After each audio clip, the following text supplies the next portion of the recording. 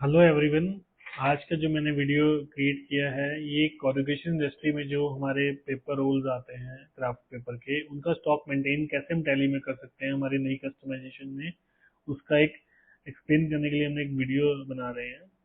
इस वीडियो में मैं आपको ये एक्सप्लेन करूंगा कि जो कॉर्रुगेशन इंडस्ट्री के रोल्स रहते हैं जैसे क्राफ्ट पेपर, उसका आप स्टॉक टैली में कैसे मेंटेन कर सकते हैं परचेज के टाइम पे, और कैसे आप उसको कंजप्शन दिखा सकते हैं ताकि आपका जो रील्स है उसका स्टॉक मेंटेन हो जाए।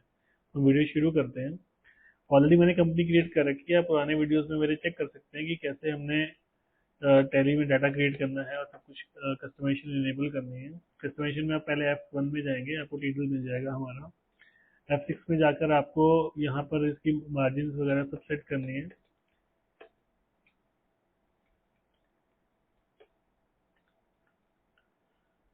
आप इसके बाद वाउचर टाइप्स पे जाएंगे, आपको परचेज वाउचर पे जाना है।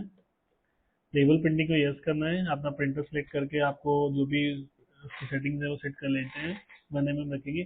ऑटो जनरेट बैच में आप इस पे यस कर दीजिए तो आपके रोल नंबर ऑटोमेटिक जनरेट शुरू हो जाएंगे। उसके अलावा आप इसमें प्रीफिक्स, अगर आपकी कंपनी का कोई शॉर्ट फॉर्म है, लेटर से मैंने डीसी लिख दिया, आप अपने कंपनी का शॉर्ट फॉर्म जैसे एबीसी पेपर है तो एबीसी लिख सकते हैं।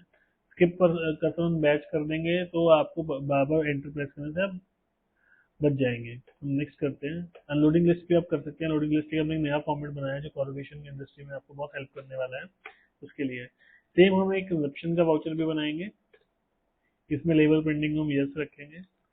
कुछ मेरे कस्टमर्स की क्वेरी थी कि हम रोल्स इशू करते हैं तो उसका हम स्टॉक कैसे मेंटेन करेंगे, जैसे हमारे पास मल्टी यूजर टैली है और हम चाहते हैं कि आरएम से स्टॉक इशू हो और उसके शॉप फ्लोर पे फिर हम कंजप्शन उसकी शॉप फ्लोर या प्रोडक्शन फ्लोर पे दिखाएं। तो उसके लिए हम क्या करेंगे, हम क्रिएट में जाते हैं, यहाँ हम एक स्टॉक इशू क्रिएट कर लेते हैं। इसको भी हम स्टॉक जनरल में यस कर लेंगे। आप इसके अंदर लेबल प्रिंटिंग नो रखिए और मोर डिटेल्स में जाके यहाँ पर इसकी क्लास से क्रिएट कर लेते हैं हम।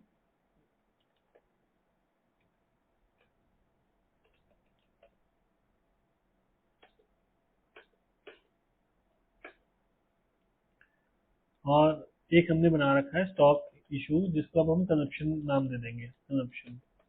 इसमें आपको यस रखना है लेबल प्रिंटिंग ऑप्शन को। आप इसमें प्रीफिक्स लगा सकते हैं अपना। मैंने ऐसे यहाँ पे COMS पब्लिक 2526 लिख दिया है। एक बिल्कुल फ्रेश एंट्री पास करते हैं हम टैली में। लेट से हमारे पास किसी सप्लायर से एक पेपर आ रहा है आज की डेट में 21 डेमो क्राफ्ट।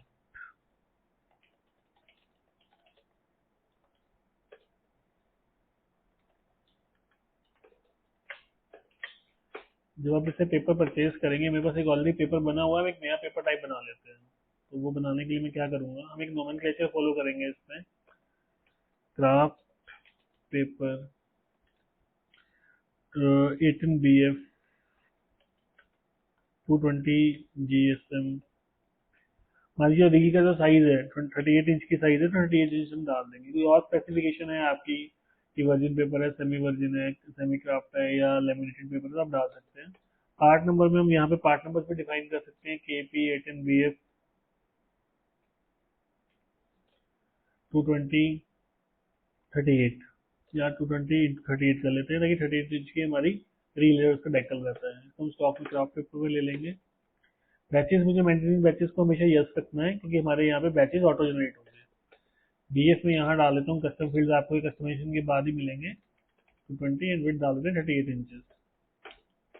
बाकी डिटेल्स आप एज पर रिक्वायरमेंट फिल कर देंगे। अब यहाँ पे देखेंगे आप इसका रील नंबर ऑटोमेटिकली जनरेट हो गया, जो बैच नंबर है। ये रील नंबर में आप मिल का रील नंबर है। अब रील के ऊपर क्या होता है कि जब आप लेटर से 20 रील्स परचेज करते हैं तो रील नंबर ऑलरेडी उस पर मेंशन होता है। तो उसको ट्रैक करने के लिए कि पार्टी का रील नंबर क्या है और हमारा रील नंबर क्या है, तो हमने यहाँ एक फील्ड दे दिया रील नंबर का। लेटर से मैं यहाँ पे एक रील नंबर दे देता हूँ 25051, जो आपका सप्लायर है उसका रील नंबर है। यहाँ मुझे पेपर की क्वांटिटी डालनी है, उसका रेट जो भी है, लेटर से 42 रुपीज पेपर का रेट है, ये डालना है। मुझे यस करूंगा तो यहाँ मुझे लेबल का फॉर्मेट दिख जाएगा कि ये मेरा कंपनी का नाम आ गया, मोबाइल ईमेल, आइटम का नाम आ गया, पार्ट नंबर आ गया, क्वांटिटी आ गई है उसमें से, आप देख सकते हैं। उसके बाद उसका कितने BF का पेपर है, बस सेक्टर क्या है उसका, जीएसएम क्या है, विट क्या है, वाउचर नंबर की आज जो वाउचर बना है किसके थ्रू इन हुआ है, ये रोल परचेज वाउचर नंबर 4 आ गया, डेटेड आ गया, और रील नंबर जो कंपनी का सप्लायर का रील नंबर है, ये हमारा इंटरनल रील नंबर है जो हम बारकोड करने का आती है, बारकोड स्कैनर जिसको हम यूज करके उससे भी स्टॉक मेंटेन इजीली कर सकते हैं। आगे बढ़ते हैं। आप सारे लेबल्स एक साथ भी प्रिंट कर सकते हैं, मैं उसका भी मेनू दे रखा है मीटर से, इसका 21 कर दिया, 138 kg की रील है। ये आप देखेंगे हमारे बैच नंबर ऑटो जनरेट हो रहे हैं क्योंकि हमने इसमें auto batch number generate yes रखा हुआ था।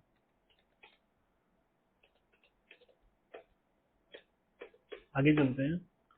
जैसे ही मैं इसको सेव करूंगा, मैं वाउचर सेव कर लेता हूँ, पेज अप में गया, मैं यहाँ से प्रिंट लेबल करूंगा तो मेरे सारे labels line by line print हो जाएंगे, आप देखेंगे। ये 25052 नंबर है और नया नंबर 25053 है। आगे बढ़ते हैं। इसमें एक अनलोडिंग लिस्ट की भी ऑप्शन है। अनलोडिंग लिस्ट क्या है बेसिकली कि जब आपका स्टॉक बहुत सारा आ रहा है तो स्टॉक वो कहाँ जा रहा है कंपनी में, शॉप फ्लोर पे किसने अनलोड किया, वो सब डिटेल्स को भी मेंशन करना। वो क्या करते हैं कि सप्लायर की जो पैकिंग लिस्ट आती है उसी के ऊपर आप टिक करते रहते हैं अनलोडिंग। आप हमने ये नया फॉर्मेट बनाया अनलोडिंग लिस्ट परचेज के टाइम पे। जैसे ही आप परचेज एंटर करेंगे लेबल्स निकल के आ जाएंगे। आप इसको जीएवन के थ्रू भी कर सकते हैं, गुड्स रिसिप्ट नोट के थ्रू। हमने से काम बचाने के लिए, आपका वर्किंग इजी रहे, सिंप्लीफाई रहे, तो हमने इसको आपके परचेज वाउचर से लिंक कर दिया है। आप देख पाएंगे इसमें सारी डिटेल्स हैं आपकी कि सप्लायर का इनवॉइस नंबर क्या है, सप्लायर का नेम क्या है, आपका वाउचर नंबर क्या है, और डेट आ गया, सब कुछ मेंशन है यहाँ पे। इसमें आप गाड़ी नंबर का कोई फील्ड चाहते हैं, कोई और एलआर नंबर का फील्ड चाहते हैं, वो भी डाल सकते हैं। क्राफ्ट पेपर आ गया। पार्ट कोड, रील नंबर जो सप्लायर का है, आपका जो भी ऑपरेटर है या जो अनलोडिंग का इंचार्ज है या सुपरवाइजर है वो सारे लेबल्स दे देगा। आपने इस रील नंबर से अपने आइडेंटिफाई करके उसके ऊपर लेबल्स लगाने हैं। जैसे लेबल लगेगा इस पर टिक कर दीजिए, आप मैनुअली पेन से आप टिक कर सकते हैं। और रिमार्क्स में कि कट शॉट है या डेबिट नोट कटना है या रील की कहीं अपना मॉइस्चर है उसमें या कहीं गीला हो रखा है तो यहाँ मेंशन कर सकते हैं आप, जिससे परचेज वालों को इजी रहे ट्रैक करना, कल कोई क्रेडिट नोट या डेबिट नोट रेज करना है। तो आगे बढ़ते हैं। टोटल वेट भी यहाँ नीचे आ जाएगा कि कितना पेपर अनलोड हुआ है, वो सब यहाँ आपको दिख जाएगा। इसके बाद अब आप आपके स्टॉक में ये सारा, जो मैं आपको स्टॉक समरी दिखाता हूँ, ये रील्स एंटर हो गई। ये मेरा पुराना स्टॉक था और जो मैंने अभी क्रिएट किया वो ये दिख रहा है 418 kg। इसका मैं रील वाइज भी साइज देख सकता हूँ कि किस रील की मेरे पास क्या वेट पड़ा हुआ है। आप देख सकते हैं यहाँ रील्स दिख रही है मुझे। इसका स्टॉक का मैं और डिटेलिंग चाहता हूँ तो मैं यहाँ देखता हूँ कितना गुड इन्वर्ट हुआ, तो ये मेरा स्टॉक जो है ये इन्वर्ट हुआ है। अब हम इसके अंदर क्या करते हैं, एक वाउचर, जैसे मेरे कस्टमर की रिक्वेस्ट थी कि हमें स्टॉक जो है वो गोडाउन वाइज मेंटेन करना है, कि हम जब रील्स इशू करें तो कितनी रील्स मशीन पे चढ़ गई हैं, कितनी कंज्यूम हो गई, और जो रील्स के जो कट पीसेज रहते हैं उसका भी स्टॉक मेंटेन करना है, तो हम कैसे कर सकते हैं। तो उसके लिए हमें क्या करना है, यहाँ पे हमारा एक गोडाउन ऑलरेडी होता है मेन लोकेशन, हम एक गोडाउन और बना देंगे, शॉप फ्लोर। शॉप फ्लोर लिख सकते हैं, प्रोडक्शन लिख सकते हैं, प्रोडक्शन लिख लेते हैं फॉर ईज ऑफ एक्सेस। अब हमारे पास जो रील्स हैं, अगर मैं चेक करता हूँ डिस्प्ले में जाके इन्वेंट्री बुक्स में, गोडाउंस में, तो प्रोडक्शन में अभी कोई भी रील नहीं है क्योंकि हमने अभी तक कोई ट्रांसफर एंट्री नहीं डाली है। मेन लोकेशन में मेरे पास रील्स दिख रही हैं यहाँ पे। मैं और डिटेल करता हूँ यहाँ पे तो मुझे पेपर की रील्स भी दिख जाती है कि किस उसकी परचेज से आई है और क्या डिटेल है उसकी। मैं वाउचर्स में आता हूँ, आप इसके अंदर अदर वाउचर्स में जाएंगे, इशू वाउचर यूज करेंगे, चेंज मोड करेंगे, यूज फॉर इंटरग्राउंड ट्रांसफर। आप डेस्टिनेशन प्रोडक्शन में आप जो रील्स इशू करना चाहते हैं आप बारकोड गन हाथ में पकड़ेंगे और उसके बाद आपको जो भी रील आपने इशू करनी है मेन लोकेशन से वो सारी रील्स यहाँ दिख जाएंगी। बारकोड स्कैनर से आप एकदम से टक टक टक करके, स्कैनर होता है वो कोड स्कैन करेंगे तो ऑटोमेटिकली पिक करता जाएगा। यहाँ पे आप देखेंगे 138 kg आपने, ये हम ऑटो पिक भी करवा सकते हैं अगर आप चाहते हैं। तो हम आगे बढ़ते हैं। हमने दो रील्स प्रोडक्शन को इशू कर दी। अब आप यहाँ स्टॉक चेक करता हूँ तो क्राफ्ट पेपर का जो स्टॉक है वो मेन लोकेशन में कितना है और कहाँ पे कितना है वो सब यहाँ दिख जाएगा। सॉरी, हमने थोड़ी पीछे गलती कर दी है। हमें यहाँ पे उस एंट्री को हमने सेव नहीं किया, मुझे आपको एंट्री सेव करके दिखानी है।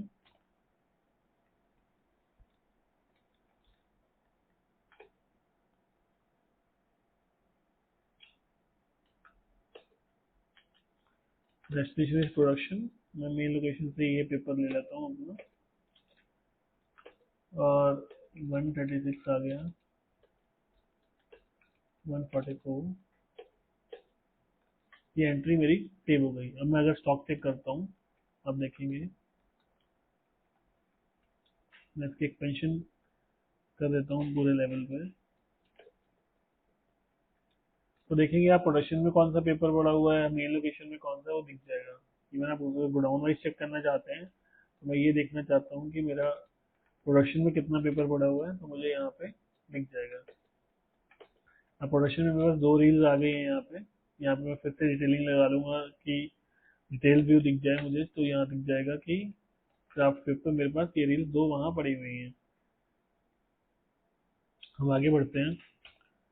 मुझे यहाँ पर अब इसकी प्रोडक्शन की एंट्री डालनी है सर, प्रोडक्शन की, तो मैं क्या करूँगा, क्राफ्ट पेपर पे जाऊँगा, 38 इंचेस, मैं प्रोडक्शन में जाऊँगा और मेरी ये वाली रील है, ये मेरी पूरी कंज्यूम हो गई, न्यू क्वांटिटी 0, तो मेरी कंज्यूम क्वांटिटी 138 रहेगी। इसका लेबल प्रिंट करूँगा तो वो 0 क्वांटिटी का ही आने वाला है, मुझे इसके प्रिंट करने की जरूरत नहीं है।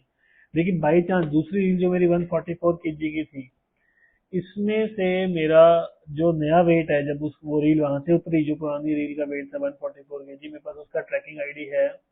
जब मैं उसका फ्रेश वेट नया डालूंगा कि मेरा न्यू वेट क्या था, जब वो आप उसको वेइंग स्केल पर रखेंगे, लेटर से हमारा 40 केजी वेट आता है, तो हमारी ऑटोमेटिकली कंज्यूम क्वांटिटी आ जाएगी 104 केजी, क्योंकि नई रील का वेट 40 है, ओपनिंग स्टॉक मुझे पता था, तो कंज्यूम क्वांटिटी मेरे पास यहाँ ऑटोमेटिकली कैलकुलेट हो रही है। मैं यहाँ लेवल प्रिंट करूंगा तो ये ऑटोमेटिकली दिखा देगा कि मेरा ये रील आज इस वाउचर के थ्रू कंज्यूम हुआ है। इसका डेट अगर चेंज होता है तो वो भी दीजिए कि लास्ट वो रील कब कब, उसके पूरी रील का ट्रैक रिकॉर्ड आ जाएगा कि वो रील कब कब यूज हुई है आपकी पूरे फ्लो चार्ट में। हम आगे बढ़ते हैं। मैं इसकी डेट चेंज कर देता हूँ, डेट से 22 कर देता हूँ, तो मेरे पास यहाँ लेबल में भी रिफ्रेश लगा हुआ है, यहाँ पे वो डेट ऑटोमेटिकली 22 हो जाएगी। रील नंबर हमारे पास पता ही है हमें चल रहा है, और वो जो उसका एक बैच नंबर, जो मास्टर बैच नंबर जब रील परचेज की थी, वो वही फॉलो होता रहेगा। उसका नया वेट यहाँ पे आ जाएगा कि वो 40 केजी बैलेंस उसमें बचा हुआ है। हम आगे बढ़ते हैं। ऑटोमेटिकली कंजप्शन 240 केजी की डल गई है। अब मैं स्टॉक चेक करता हूँ कि मेरे पास प्रोडक्शन में क्या स्टॉक है, तो स्टॉक से मैं अपना गोडाउन वाइज स्टॉक चेक करता हूँ।